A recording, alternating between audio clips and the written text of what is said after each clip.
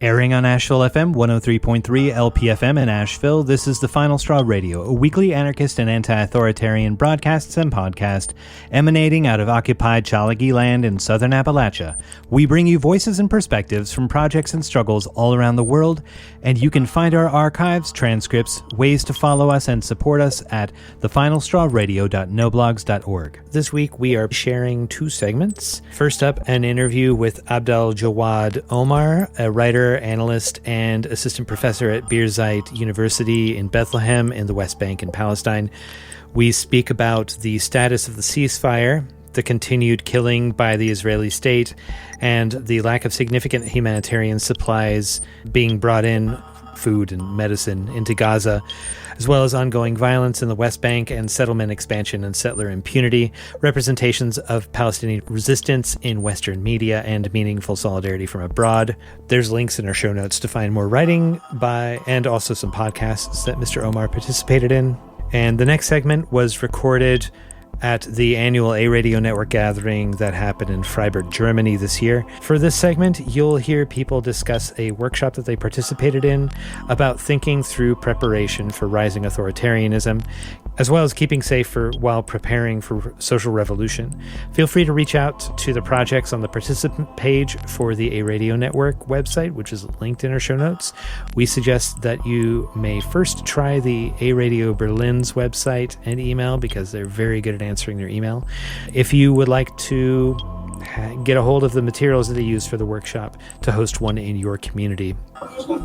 My name is Abdaljawad Omar. I'm an assistant professor at Birzeit University in the Philosophy and Cultural Studies Department, and also a writer and an analyst that has written quite a lot of pieces since the outset of the war in Mondoweiss and other platforms. I'm glad to be with you today. Yeah, I really appreciate you being here and taking the time.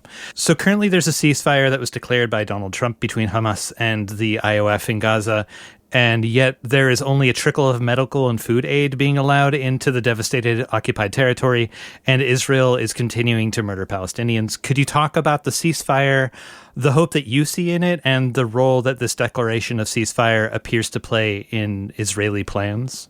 Well, first of all, it's important to note from the outset that, the idea of a ceasefire in the context of Palestine is quite problematic, specifically because in the Palestinian context, war is an unfolding event that never really ends. This has been more than a century of war on the Palestinian people and the Palestinian land. It included, the expansion of settlement at the expense of the indigenous population, and therefore, when we talk about this context as well, there's no real end of the war. The war continues in a different form, specifically in Gaza, where the ceasefire perhaps has ended this intense form of massacres and destruction that we have seen unfold for the past 2 years, but also still siege is still intact. Israel still controls more than 50% of the Gaza Strip.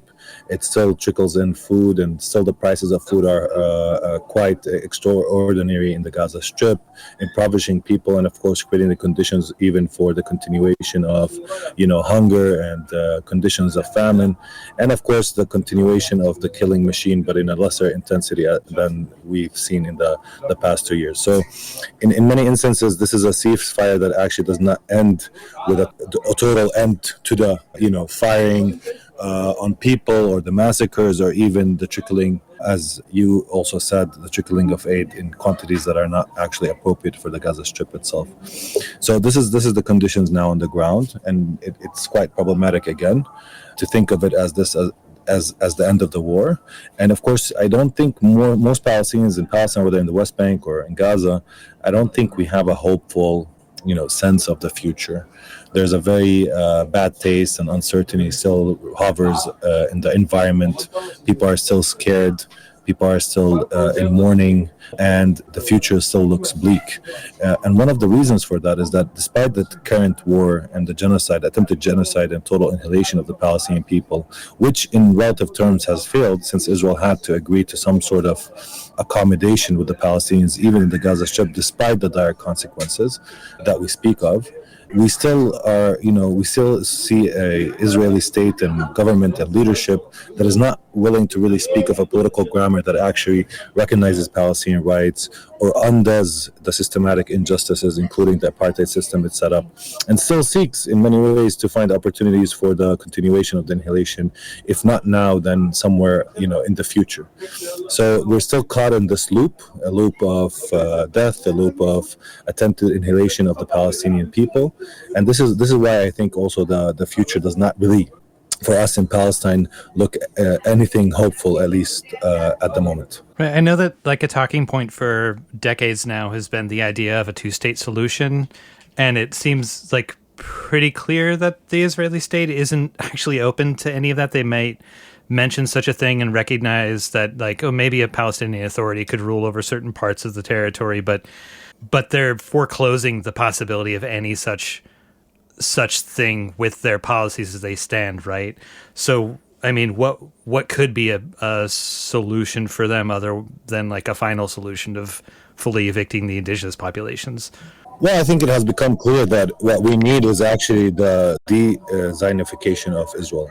What is needed is the end of the apartheid regime, and what we need is a total reconfiguration of relations between the peoples and between the river and the sea, in a way that actually provisions a different future for both peoples. I mean, not in the sense of only thinking of one state or two state or recognition, but in the sense of actually ending the condition where violence is a permanent necessity, even in terms of Palestinian resistance, or Israel still coalescing around the politics of attempted annihilation of the Palestinian people through this kind of racialized regime that we exist under. I think this is the core issue. This is what need to be worked by all peoples in the world, how to end the system of racialization, how to end the system of war on the indigenous population of Palestine, and create a new form of relationality between those who live between the river and the sea, in a way that can actually bring about a different form of future, perhaps outside even notions of state. Now, you mentioned the two-state solution. I think, the two-state solution has been kind of proposed by international powers in the past as one way forward, where two peoples can have two nations dividing the land among them. But of course, as we all know by now, and for all those hearing us, Israel has continued to build large blocks of illegal settlements within the occupied West Bank specifically, but also continued to enact its siege on the Gaza for the past 30 years, basically slowly but assuredly creating facts on the ground that would actually make it very difficult to conceive of a contiguous, autonomous, or at least a contiguous sovereign Palestinian state that actually lives side by side with another state on the same land.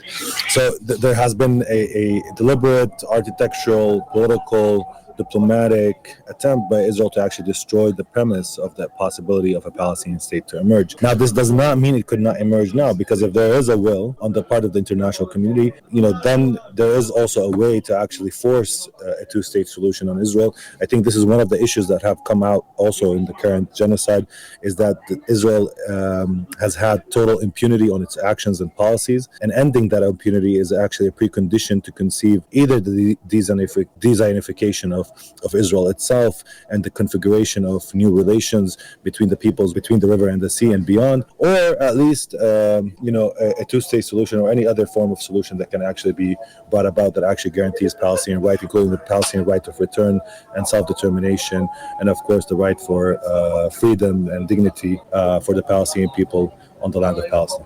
I wonder if you'd care to share any assessments of resistance to the overwhelming and genocidal violence of the Zionist entity from within the occupied Gaza, and the way that this resistance has been covered in international media. I mean, it's not surprising that international media views Palestinian resistance in a way that is actually highly, of course, skeptical, but also tries to render it as a profane, diabolical, highly irrational, mad, even a form of, politics of suicide on the part of the Palestinian people. However, in Palestine, we view resistance differently. We view resistance as a necessity because of the various conditions we live under, including this regime of terror that actually chooses who to arrest and who not to arrest, who to kill and not to kill. And of course, as we've seen in the past 2 years, a system that is willing to actually,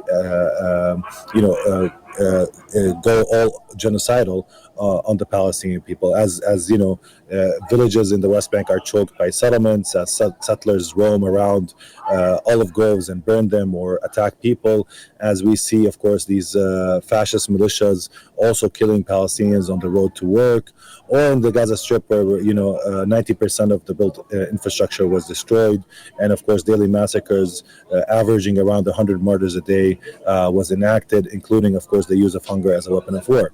So when we take the system under which we live in, when we take the ideology that is prevalent in Israeli society, when we view the form of racialized hierarchy that Israel wants to sustain, this form of Jewish supremacy on the land of Palestine, then resistance for the Palestinians is a necessity.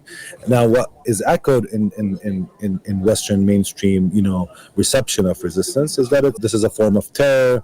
It's only meant as a form of revenge. And of course, again, it registers differently for Palestinians. Resistance is a form of hope. It provisions people a way to actually open political possibilities. It's meant to deform the existing regime and attempt to actually create the conditions not only for peoples across the world to interact with the Palestinian cause, but also to materially shift and force a material shift in the structure of power in a way that would meet Palestinian requirements for freedom and self-determination and any other demand that the Palestinians might have.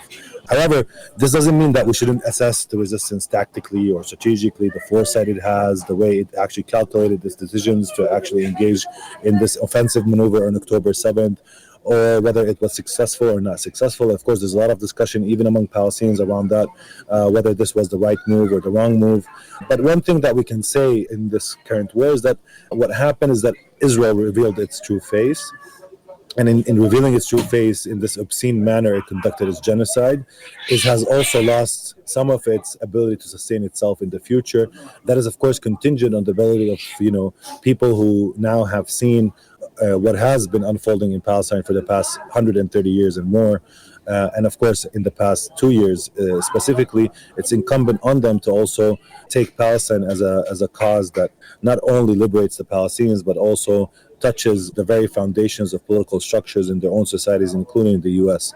And one of the things that comes across here is that how, for instance, the U.S. supports Israel unconditionally with impunity, provisions with weapon, and of course creates this kind of complex dependency where the settler colony is dependent on the empire, but also the settler colony shakes and moves the empire in ways that is favorable to itself. So in this sense, I think this is why Palestine is always more than itself. And of course, Palestinian liberation also means more than itself in this sense. So yeah, I mean, this is the task for the future, and I hope that, at least on my part, that the end of the intense massacres does not stop the, organization, mobilization, and movement around Palestine, even if it, of course, is met with other forms of struggles that are also occurring and unfolding in places like the United States or elsewhere. Yeah, and thank you for the very thoughtful answers that you've given so far. Thank you. Yeah, of course. This is the Final Straw Radio, and you're hearing our interview with Abdaljawad Omar about the ceasefire and conditions in Palestine currently. So while this inhuman violence has been visited upon the inhabitants of Gaza, it has been met with an uptick of settler violence in the West Bank where you live. Could you speak about this and about what accountability settlers face for their attacks? I mean, to be honest, there's no accountability. When most analysts think of the settlers and the Israeli state, they think of them as these kind of two separate entities, but actually they complement each other. In many ways, the Israeli army is just settlers in uniform. And at the same time, the settlers that are, civilian, perhaps they have a much more extreme ideology. But at the same time, in that extreme ideology is actually a spearhead of this expansionist form that Zionism has shaped up since its inception on the land of Palestine. So in this historical conjecture, what we see is that these kind of religious messianic fanatics are the ones spearheading the expansion and the attempt to replace the Palestinians by, the buildup of settlements, and of course the use of violence as a means to, instill or induce mass immigration or mass forced expulsion of Palestinians from the West Bank. And since 30 years, what we've seen is that Israeli state planning, Israeli state financial incentives, and of course the settlers complement each other. One conducts violence on the Palestinian people and communities and olive groves. The other provisions all the necessary means through which the settlements are expanded and infrastructure is built. And of course, the Palestinians are being choked, slowly cut. Checkpoints are placed on each exit and entryway to major cities and villages. And life is slow and strangled and, of course, induced with daily humiliation for the Palestinians. Since October 7th, that daily humiliation took, of course, a more intense form, with checkpoints popping up across the West Bank, with soldiers enacting arbitrary forms of arrest, beatings of people on checkpoints, sometimes even sexual harassment, and, of course, creating these conditions where people wait for hours or, for instance, simply are made to feel the stench of humiliation as they do their daily routines, going from one place to another, or from their village to work or otherwise. So the West Bank has faced that. Of course, of course, the Israeli army has entered major cities like Jenin and Tulkarem, have destroyed camps like the Nur Shams camp and Tulkarem camp, and of course the Jenin camp. It faced the infrastructure of these camps. It has displaced around 40,000 people in the West Bank, and of course has engaged in military activity and has killed more than 700 Palestinians since October 7th in the West Bank as well. So what we have is still the continuation of the killing machine, the continuation of the arrest machine, of course, with the arrest of many Palestinians in the past 2 years in horrible conditions of imprisonment, where food is denied and they're beaten daily, and humiliation is a constant form of attempting to break the Palestinian spirit in the prison. So now we have 10,000 Palestinian prisoners in Israeli jails. Most of them are from the West Bank as well. So again, this comes to tell you that the West Bank is not really removed from the genocide. Of course, it is within the genocide and outside of the genocide, but at the same time, it's still a place that is suffering from a state that has implanted the terror regime here for the past 50 years and continues to actually experiment with new modes of humiliation and domination and control and surveillance and killing. And this is our reality in the West Bank as well. And it continues to this day. And again, this tells us that there's no real ceasefire in Palestine. The war continues, it just takes a different form. I remember this year with a reading group that I'm a part of, we read an essay by Walid Daka, writing from a number of years ago, but about the attempts by the Israeli occupation to with the roads and the walled roads, and with declaration of different zoning rules for different areas, and even just the distinction made between Gaza and West Bank, the attempt to corrode the idea of unified identity among Palestinians and for a common Palestinian resistance, right? And for the idea of nationhood. I guess, I don't know if you want to comment on that, the attempting to break down Palestinian identity into neighborhoods or into regions, and if you've seen any sort of impact of the escalation this year in common identity as resisting the genocide and the expulsion. Walid Daqqa speaks of how, he's basically making his take in this kind of contemporary moment on this kind of divide and rule strategy, what does division and rule mean in the context of Palestine in the current century, in this form of late modernity where technology has become different, so there's forms of surveillance that we have not seen in the past that now can be enacted, and where Palestinians can be divided through an architectural apparatus that includes walls and checkpoints, a bureaucratic apparatus that includes various forms of identity cards. For instance, in the West Bank, we have a green identity card. For Palestinians in Jerusalem, they have a blue identity card. For Palestinian with Israeli citizenship, they have a citizenship. For Palestinians in Gaza, they have a green identity card, but also they have different forms of inclusion and exclusion within this sphere of Israeli control and domination between the river and the sea. And what Israel seeks through that is to actually fragment the Palestinian community in different forms of exclusions and inclusions, of course giving privileges to some while denying to other, and denying the Palestinians the ability to have a coherent political and national movement through which they can struggle together. And one of the actual manifestations of October 7th is that we saw, for instance, an organized self-defense form of resistance within a specific territory, administered by the resistance itself through its political arm, taking the struggle into Israel through this offensive maneuver, and at the same time fighting for almost 2 years through guerrilla tactics, through the manufacturing of their own weapons without strategic depth, and of course building on whatever the land can give, including this kind of complex architecture underneath the ground in an attempt to sustain the resistance and its capacity through time. So you had, for instance, Gaza fighting, but at the same time in the West Bank and in places like Palestinians with Israeli citizenship or Palestinians in Jerusalem, what we didn't see is actually the Palestinians also engage in a much more forceful, active form of resistance in a way that would meet the demands of this historical movement. This is for a lot of reasons. One of them is the lack of course, organizational capacity outside of Gaza. For a lot of historic reasons, the different forms of systems that the Palestinians live under, while Israel basically removed its physical presence from within the Gaza Strip and engaged in these repetition of war. In other places, it did not actually. In the West Bank and in Jerusalem, it continued to arrest activists. It killed the networks of the resistance. It neutralized any attempt to actually create any form of organization. So therefore, you have this discrepancy, and this discrepancy, of course, creates problems among the Palestinians, in which one part of Palestine, example Gaza, feels the brunt of the sacrifice that has been made in the past 2 years, while other parts, while sacrificing still suffering through a lot of different forms of humiliation and forms of punishment, feel that they have not participated fully or enough in backing their brothers and sisters in the Gaza Strip. So you have this discrepancy, and this creates, of course, a lot of fissures within Palestinian society. In one hand, intensifying already a fragmented Palestinian community, and at the same time, in many ways, also provisioning a question among all the Palestinian people whether we're actually one nation after all. This is part of the symptoms of this moment if we want to take it on that level.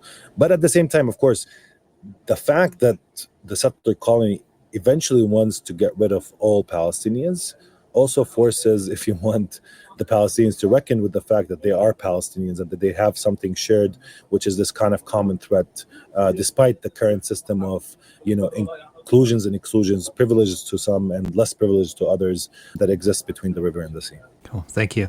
Throughout this period, the more virulently reactionary members of the Israeli state have declared openly their plans of annexation, while U.S. and I'm sure other collaborator states and capitalists have made overtures towards building on the shattered ruins of Gaza and making deals to operate businesses to the exclusion of the Palestinian people.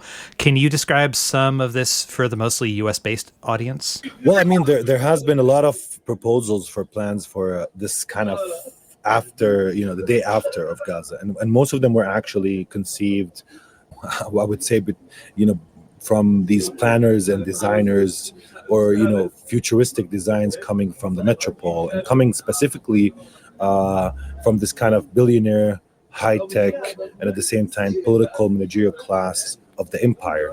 And in many instances, what we saw, for instance, in the Trump version is this idea of Riviera real estate, where this kind of business inflection that comes from, Trump's involvement in real estate in New York, and it takes it into Gaza, of course. In the first vision, the vision actually completely excluded the Palestinians from Gaza and envisioned the Palestinians of Gaza being ethnically cleansed and removed from their land.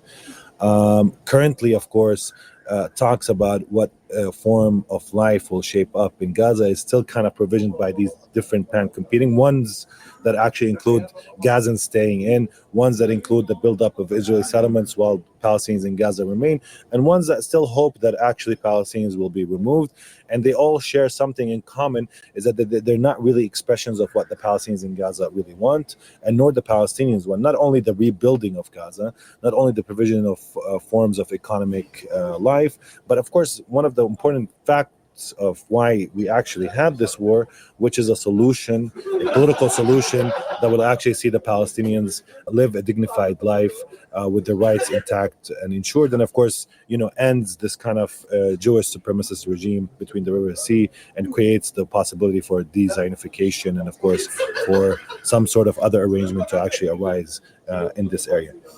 So at this point, what we're speaking about is these kind of designs that want to neutralize Gaza, neutralize it from its resistance, and create or replace it with a system that is amenable to a colonial form of administration that would see little resistance among the indigenous population. I mean, this is the conception of most of the plans. Some of them go extreme into the ethnic cleansing mode and still hope that the Palestinians in Gaza would be removed completely from the land. So Netanyahu has been at the center of a number of corruption trials, and since October, like preceding October 7th, but since October 7th, has clearly been hoping that the blood in the land of Palestinians would distract from or pay for his crimes. In your opinion, what has the war done to the internal cohesion of the settler state and Likud party, for instance, in 48 and its international support?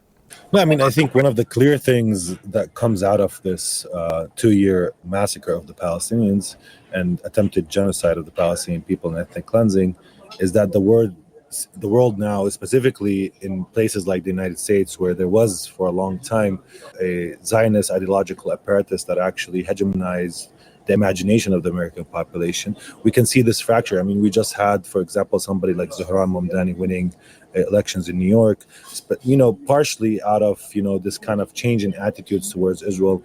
I think for us Palestinians, we see that the world now at least sees us and see the daily humiliation that we have lived under in this kind of long delay struggle that we've gone through. We see the fractures in the narrative that the Zionists have advanced for the past 70 years around their own state, of course effacing their own crimes as they've conducted and attempted to replace the indigenous population with settlers coming from Europe.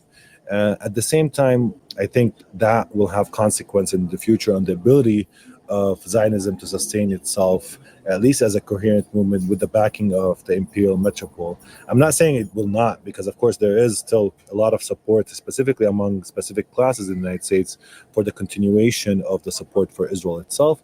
But at least now this support is under increased scrutiny, more dissensus, and of course Palestine has also become one of these moral issues where people test the morality of their own politicians and their ethical consistency and the way they in fact relate to the world and how they can trust them. So these are things that actually will definitely have some sort of political impact in the future.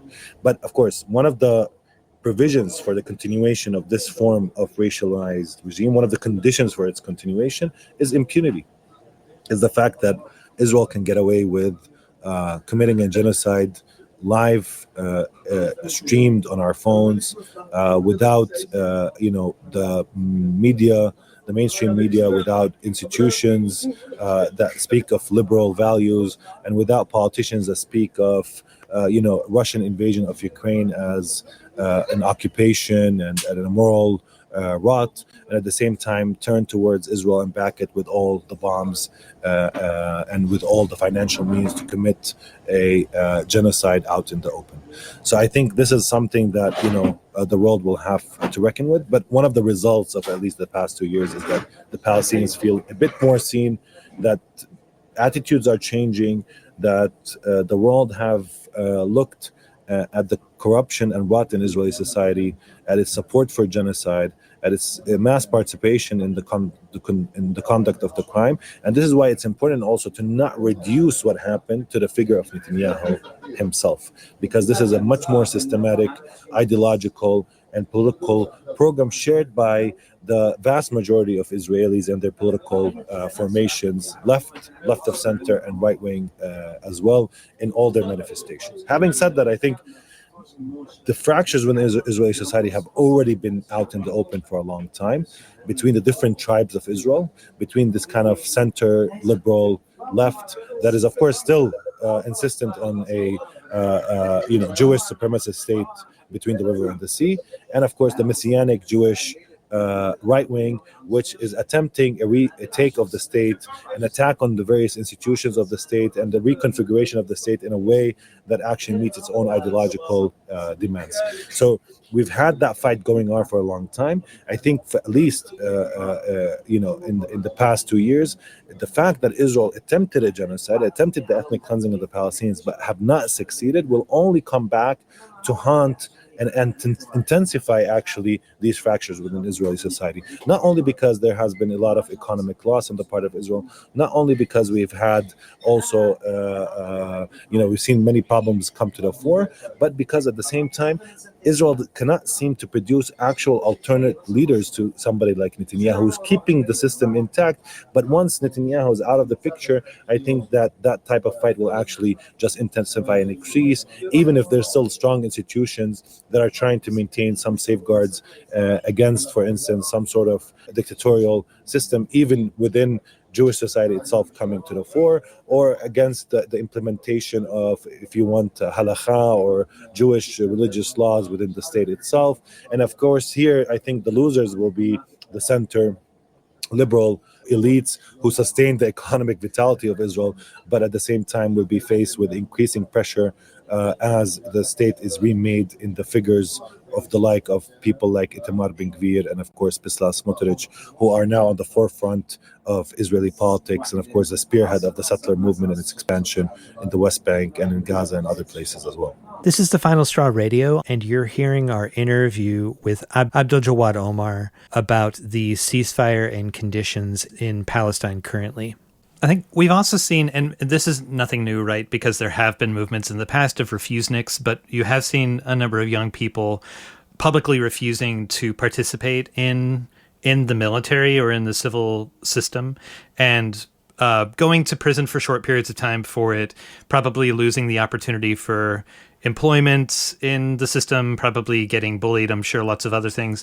And then you've also seen these massive demonstrations with the horizon of their demands being things like an end to corruption and bring the hostages home or bring the bodies home. And that's not very hopeful for like reimagining what society would look like without a supremacist value within it. Although I could see the, people refusing military service as being a good step in that direction. But do you see, from where you're at, any possibilities or any like paths of flight for people within Israeli society that are seeing what's happening, short of just leaving and settling somewhere else, for how to, like, places to put pressure within Israeli society to bring it to the table to actually discuss what a solution that doesn't rely on military, economic, and political supremacy, and actually like learning to live with their neighbors? To be honest, I don't see that. Of course, there's always dissent in Israeli society, various forms of dissent. Of course, some of it remains within the Zionist fold, some of it actually exceeds it and become perhaps post-Zionist or anti-Zionist. But what surprised me actually in the past 2 years is that the dissent was very late to come, and it was still very marginal, very, very marginal. Even the protests that erupted in terms of returning Israeli captives was actually very centered on Israeli captives rather than the end of the genocide itself, or reckoning with the idea that Israel committed and is committing a genocide against the Palestinian people of the Gaza Strip. So it was a very Israeli-centric form of discourse. And if you talk to the Israelis there, they'll tell you this is a necessity because this is the only way to pressure the government without being accused of being a traitor, for instance, if they're pragmatic enough, but also because it touches upon the sensibility of Israeli society, where the Palestinians are not really seen, they're not really thought of, they're not really seen as figures that deserve life, dignity, political rights, economic, social, and civic rights. They are, only props to be effaced so Israel can feel more secure, more dominant, and more at ease with itself. So in many ways, I don't think that we've seen signs that we can build upon politically that has arisen from within Israeli society that speak to that kind of political grammar where change can come from within. However, I would say that a lot of these Israelis who are dissenting, what they're calling for, specifically if they're honest with themselves, is that they're calling for actual pressure on the Israeli government from the outside, an end of impunity from the outside, boycott, divestment, and sanctions from the outside, because I think that is the register through which Israel, losing the world, having a new economic and political calculus in terms of its relationship, specifically to its imperial backers, whether it's the United States, United Kingdoms, France, historically, or whether it's the collective West that has supported it with weapons and finances and means and diplomatic cover for the past 70 years or so. If that comes to an end, or if we see sanctions actually being enacted, if we see forms of dissent, then this is something that actually will strengthen the voices within Israel itself that speaks of the need for a new political grammar to arise between the river and the sea. So I think even there, that this is the one area missing, and we should think of that as the central primary goal for any political mobilization and movement outside of Palestine or historic Palestine, meant to actually bring about forms of justice and dignity to this land. So what do you think that the recognition by Western powers of Palestinian statehood means in reality for Palestinians when the infrastructure and even continuity of territory continues to be subdivided by settlements and walled roads? Well, look, I think the recognition came at a point where dissent, moral inconsistency, and corruption among the political classes that rule various Western countries was boiling. And I think much of the populations in the UK, for instance, Spain, Italy, other places where we've seen the recognition of the state of Palestine, was also becoming a point of political pressure on many of the governments and, of course, the political elites in these societies. So the symbolic recognition of the state of Palestine was meant to basically bring about some sort of empty symbolic gesture in which, this dissent can be a bit managed and reduced, and of course show that these governments are doing something to advance Palestinian rights while still sustaining the relationship with Israel materially, politically, and in terms of the provision of arms in a way that is uninterrupted. So I think that's, for us, I mean, it's good to have recognition, but at the same time, I think it was too little, too late. For us, what is needed actually, again, is not to repeat myself, but an end to Israeli impunity, because that actually could possibly have actual consequences and change the political dynamics on the ground. So there have been actions in solidarity from abroad, from boycotts to direct actions against weapons manufacturers, from media-savvy flotillas to break the Gaza blockade to interventions against Israeli commerce in the region. Can you talk about effective forms of support for the Palestinian struggle for survival and self-determination, and initiatives to keep an eye on and that you take inspiration from? And please feel free to repeat yourself, because I think it's helpful for people to hear it. No, I mean, look, I think one of the things that Palestine offers the world is, and I think this is more than Palestine itself. Again, I mentioned that a couple of times, but if you think about what happened in the past 2 years in the US, for instance, how Palestine forced people to actually inhabit the truth of the corruption of their mainstream media in ways that they haven't seen before. Maybe they realized it on a theoretical level, but you've seen it. You see on your phone how people are killed on a daily basis, how they're lured into these traps where they're supposed to get aid and then killed, how you have these kind of dystopic scenes of massacres taking shape in the Gaza Strip, hunger, and at the same time you see the mainstream media still remaining loyal to the idea of an Israeli state that is democratic and liberal and all loving and doing the best. Still, the Israeli army, the moral army, despite the army lying to their faces, despite the army doing all of these things. So what we see, not only that Palestine reveals something about the institutions in which people live and interact with, whether it's media, whether it's Congress, whether it's universities, whether it's civic or civil society, just generally, and can therefore assess how Palestine, in many ways, because it's a condensation, intensification, a lot of contradictions, can blow up and not only implode, in Israeli politics, but actually create even implosions within American politics or implosions within British politics and other places. This is one facet of the Palestinian struggle where it's more than itself. And this is why it's a universal struggle, not only contained about Palestinians or Palestinian rights. It's something that actually touches us all. And you can see the impact viscerally if you have been watching at least what's happening for the past 2 years. The second thing I think what is important is that the idea of resistance itself. The idea of resistance is charismatic, and I don't mean necessarily armed resistance, but the idea of actually mobilizing, building movements, and creating the conditions for a sustained fight against the rise, for example, of forms of techno-fascism or forms of whatever we want to call it. I don't want to name it now. I don't want to give it like this kind of like diagnostic sensibility, but resistance itself is something that people can actually mobilize around and create. And in the past 2 years, we have seen many inspiring moments, from the encampments that happened across American universities to the various protests, including hundreds of thousands, millions of people galvanized and protesting across, various capitals and cities and universities, and in different public spaces, including of course the pouring of love and support, even financial support, to the people of Gaza, and all the various means through which people have been attempting to actually organize and engage, if you want, and also tactical fights within institutions, or forcing positions here and there, or working within their associations on adoption of position, and all the fights that have happened, these micro struggles that were occurring across the globe, even in editorial boards and media platforms, and all the various places. And again, I mean, this is something that Palestine kind of forces in the world, but at the same time, I think there is something charismatic, circleable, if you want, or something that circulates with the idea of resistance, that makes it more palatable and opens, if you want, a revolutionary horizon. Because one of the conditions of any revolutionary horizon is for people to lose faith in the current institutional and economic and political arrangements that exist, and stabilize a capitalist system that is built on exploitation.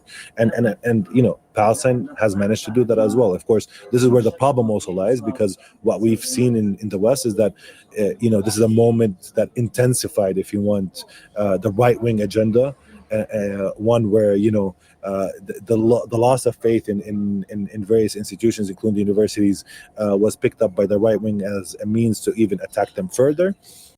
And unfortunately, some on the left saw that this is that their position should be to protect these institutions and to protect their durability, instead of actually bringing out an agenda of change and renewal that actually makes sense, at least in this historical conjuncture. So I do see that Palestine has opened something. Maybe it's not big enough to create a complete revolutionary horizon, but it opened something that can actually be built upon politically and create the conditions for radical change if there is a much more organized political left that adopts also forms of resistance against the rising tide of right-wing fascism, as we have seen in the past 2 years. Yeah, and I guess the other, another element in there that I'd like to touch on is just that, obviously the lack of faith in existing institutions and the paths that they offer towards measurable change. That is one important step. You have to see that what you have right now is not what you want.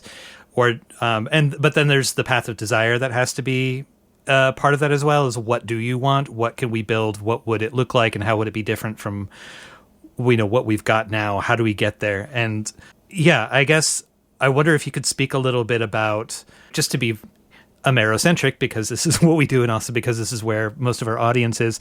What do you see as far as, from where you're at, developments towards positive programs that would be encounter, not just like stop the arms shipments, but building towards a future that would actually stop something like this from happening again?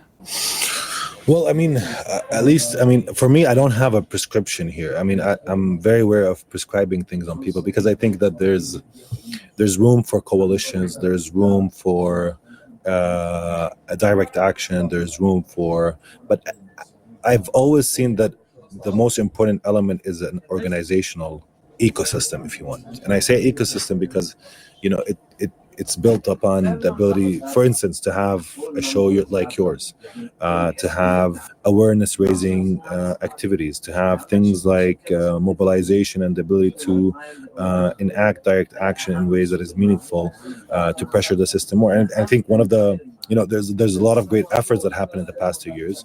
But one of the missing paradigms is we haven't seen enough direct action that is actually disruptive and interrupts the flow of logistics and arms in a way that is actually meaningful, or puts more pressure along those lines.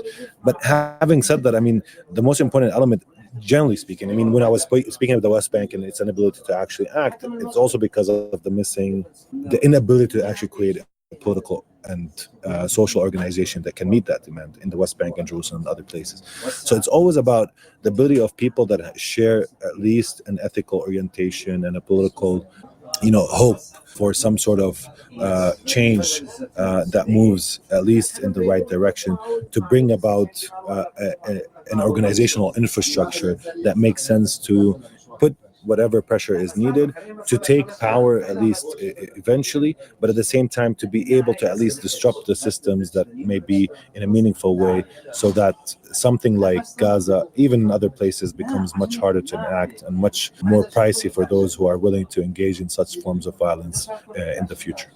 It seems like, not to be prescriptive, but that this period in which the bombs have stopped falling and the bullets are flying less frequently would be a good opportunity to be able to continue to not drop the dialogue and the demands around the safety, protection, and dignity Palestinians and their future.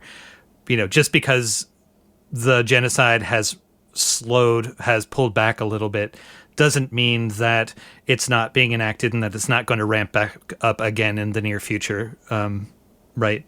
No, I agree. We can have the war come back in its intense form anytime. There's nothing really done and said. Israel is still retrieving the bodies of some of its captives. We're not sure what will happen once these captives return and it gets all of them back. There might be a return to war at any moment. And at the same time, again, as I said before, the war continues. It continues in terms of attempt to neutralize Gaza. It continues in denying the Palestinians in Gaza a actual sustainable form of life. It continues in the West Bank in the various attacks from settlers and the Israeli army. So, again, the war never ended. It might not be as bloody as before, although we still had a lot of bloody incidents and massacres happening since the announcement of the ceasefire. But the war continues, and of course locking ourselves to the task ahead politically is important, because I think, again, there is something that Palestine demands from the world, which is not only attention but also mobilization and ability to work on ending this racialized system of control between the river and the sea. But at the same time, Palestine offers the world something, and this is where it's also important, offers the possibility of seeing the development of some sort of revolutionary organization for those interested in some sort of radical change in their own societies. So you've written articles and opinion pieces for a number of outlets, including Mondoweiss, and are a part of the recently launched platform Equator, found at equator.org. I wonder if you could tell listeners a little bit about where they can follow you, any projects you've got on the horizon, how we can keep up with your words. I write a regular monthly, if you want, column, or I wouldn't say column, but analysis pieces for Mondoweiss. I also write more literary or lyrical essays in Communists, which is a new publication. And also I, engage in podcasts here and there, and of course in media appearances. And as you mentioned, I have an essay coming out in Equator, which is a new magazine that wants to connect various writers, specifically from the global south, but also those who exist in the global north and the metropole, together and write, critiques and political takes, and of course other forms of cultural expression. And I think it's a promising, at least, project. And at the same time, I have two books forthcoming. One is called Can the Palestinian Mourn, and it's going to be published by Siegel in 2026. And the other is a book published by Pluto, which is the history and the meaning of the Tufan. Tufan, of course, is the October 7th, which tries to explicate this moment and its repercussions and consequences. And hopefully also will be published in 2026. Can you define in English Tufan? Tufan is like the flood. Yeah. Oh, okay. Thank you so much, Mr. Abdaljawad Omar, for having this conversation and for all the work that you're doing. And I'm really excited to share this with the audience.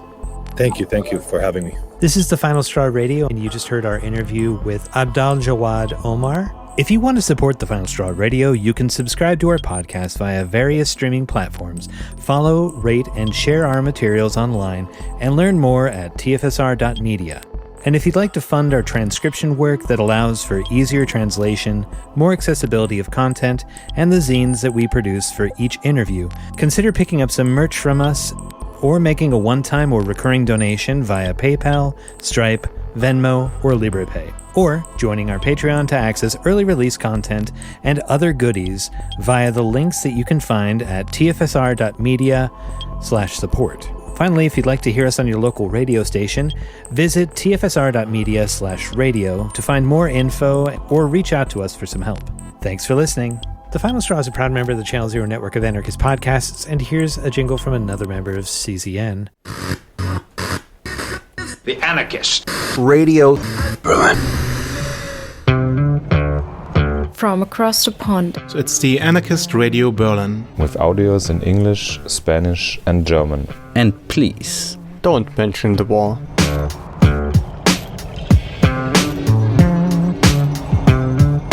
You can find us at channelzeronetwork.com and aradio-berlin.org. And next up, you'll hear part of the October 2025 Bad News, Angry Voices from Around the World by the A Radio Network, a discussion of a workshop that participants in the network had about rising fascism. So, hi everyone. We're here in a larger round of comrades from the projects participating at this year's Anarchist Radio meeting. Hello. Hello. So in this part, we wanted to share with you a bit what we did also at this meeting, because this was not only about radio, it was also about the situation we have now in the world. And of course, our wish for a change, but also our fear about what might be coming, namely fascism. And so for clarifying our ideas and maybe generating some new ideas or becoming aware of what is needed, we made a workshop. I would like to explain shortly what we did. We made it in two phases. The first phase was to stretch the muscles of our imagination, to take two different scenarios. One that is like a near future authoritarian state, something that you could observe now in the US, for instance, and thinking about what are the processes that we can observe, how is this authoritarian acting having an effect on society, on us, and then based on this, looking for opportunities to act in this kind of situation. So it's an imaginative exercise, but something that is likely happening in a lot of those countries where we come from. And so this was one scenario. And the second scenario was thinking about a possible fascist state in our region. So in this case, in Europe. And thinking about what structures and techniques a fascist state would apply, how society could look like, very individualized, very controlled. Also, are they really making something against global warming? Probably not. So it's also, we thought it was quite dystopian. Anyway, this is the second scenario we took. And then also we tried to look there, are there still possibilities to act? Which would they be? And then this was the first phase. So the idea was imagining those two scenarios, imagining how they would be acting upon society, but also imagining the spaces of counteraction, of resistance. And from that, taking this now into the present and combining it with ideas how we see the world right now and what we can do now, but also taking into account what limited spaces there could be in the future, what we need to prepare for that. That's a short, abridged version of what we did with the workshop. Yeah. For me, it was really interesting and helpful to do this workshop. Mm-hmm. And thanks for preparing it and also summarize what we did. And I was in the second scenario group and I realized that we kind of lost focus on the social revolution because it seemed to be the struggle to survive, to find resources to kind of exist and not to really work on change. So this was very open, like a marker for me to realize, or what at least in our scenario we talked about, it was this fascist state we're facing, the one really established. Yeah. But still, there was opportunities to act. We had talked about going back to, like, it was a tech empire, so very high-tech repression facing us. So we went down on low-tech communication, for example, or low-tech ways of printing, for example, yeah. And this maybe goes into the social revolution, like to print some flyers and stuff and to also publish ideas. Yeah. I found it interesting also that we talked a lot about codes, about language, about meaning that will be our ultimate weapon in the end, that we still have, that it's difficult for the system to take from us, to then see how we can survive censorship, how we can convey messages to other people using not just coded language, but using the language of the empire against it, using words that they cannot censorship because then they would censor their own words, stuff like that. It was very interesting. You also were talking about the possibility to live double lives. Maybe you can say a few sentences about this. It was a bit the idea that there could be implemented some kind of social scoring, stuff like social this. scoring, and yeah, exactly. Yeah, for me, I think it was me bringing it up, and I had like a matrix scenario in my mind where you have this one life in the system, in the society, and the one life in the underground. And because it's so hard to spend whole time system life to kind of share this with others by sharing identities, by working together on higher score, social levels, stuff like this. Mm-hmm. Just cutting the chip that is implemented to your arm out and share it in some kind of baggy thing. I don't know. Actually, all the pictures in my mind was influenced by films and maybe also German fascism history. But yeah. Yeah, but I think we also realized that still in this defensive scenario, because as you rightly said, social revolution is something we did not talk a lot about. We became aware of it, but like looking back at the history also of German fascism to see what methods of resistance, what methods of covertly communicating with others were used back then might still be very useful for us in the future. What was the other group discussing? Yes, for me it was interesting and a bit hard to see, okay, what we are discussing about a state who's going to become fascist it's not feeling so far away in the future. This was a bit scary. Yeah, we were discussing about different parts of society, like media, elections, civil society, repression, militarization. And yeah, one thing we recognized were that we were also talking a lot about how to prep, and we also forget to talk about social revolution things. Yes, and also looking to other states which are even closer to fascism.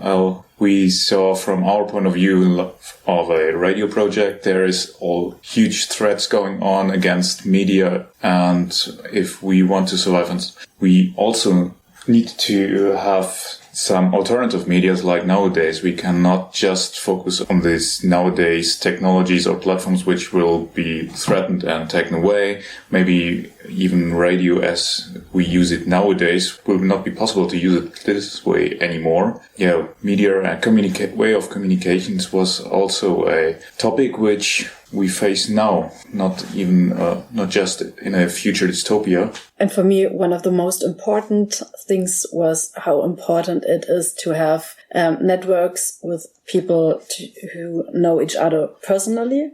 And yeah. This is why we are here. Yes. Maybe this also comes to what we need now. Yeah. Like we kind of summarized in the end. Of course, what we need now, there's a lot of ideas and we just can offer some examples. What you need now in your own localities, in your own context might be different. But some of the things were, of course, this creation of the networks already now. Maybe later, communication might be more difficult. Also building trust will be more difficult. Yeah, also acquiring this old school knowledge of either printing, communicating, coding, medicine, farming stuff to be prepared in a way that is not just prepping, you know. Yeah, and we were also talking about preparation to go underground. Maybe it's something that's necessary to do now before it's too late. We wanted to check out the green borders from here. Yes. It's on my agenda for the next weeks.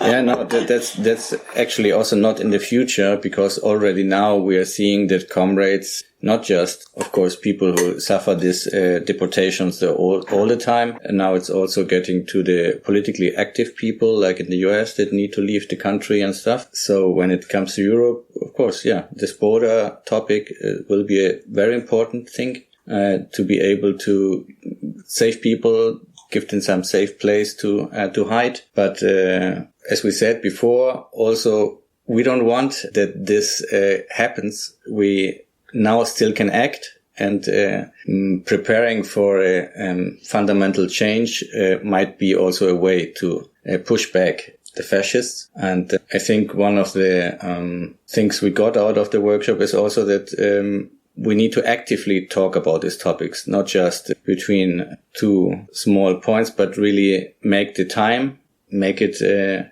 workshop, for instance, and talk about it. So we're really weaving these networks. Yeah, we really would like to do this workshop idea with other comrades in our community. So if anyone out there is interested in reproducing it, just write at some of the projects involved and we can get you the ideas and materials for that. Mm-hmm.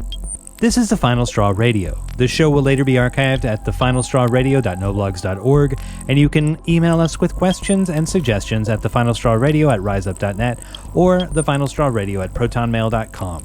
If you'd like to use any episode for your project or radio show, feel free to do so. Just send us an email to let us know.